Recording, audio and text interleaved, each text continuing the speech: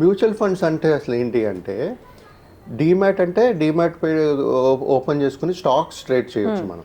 అలాగే మ్యూచువల్ ఫండ్స్లో డీమ్యాట్ అవసరం లేదు, డీమ్యాట్ అకౌంట్ అవసరం లేదు. ఓకే. కాకపోతే ప్రతి ఒక్క ఇన్వెస్టర్ మనం కేవైసీ అనేది చేయాలి. ఇది కేవైసీ చేయడానికి ఒక పాన్ ఉండాలి, ఆధార్ ఉండాలి, ఒక బ్యాంక్ అకౌంట్ ఉండాలి. ఇవి ఉంటే కేవైసీ అనేది చేసి మ్యూచువల్ ఫండ్స్లో రిజిస్టర్ చేసుకుని ఏదైనా ప్లాట్ఫామ్లో రిజిస్టర్ చేసుకుని ఇన్వెస్ట్మెంట్స్ అనేది చేయొచ్చు. మ్యూచువల్ ఫండ్స్లో ఎప్పుడైతే ఇన్వెస్ట్ చేయడం అనేది మేడం, దీంట్లో ఏంటంటే సూపర్ ఫ్లెక్సిబిలిటీ ఏంటంటే మ్యూచువల్ ఫండ్స్లో చిన్న అమౌంట్ నుంచి కూడా ఇన్వెస్ట్మెంట్స్ అనేది చేయొచ్చు. సో ప్రతి ఒక్కరికి అందుబాటులో ఉంటుంది, మధ్యతరగతి నుంచి సామాన్యుల వరకు ఎవరైనా కూడా ఇన్వెస్ట్ చేసుకోవచ్చు. అవును మేడం. ఒకప్పుడు ఏంటంటే ఒక 1000 రూపాయల నుంచి ఉండేది.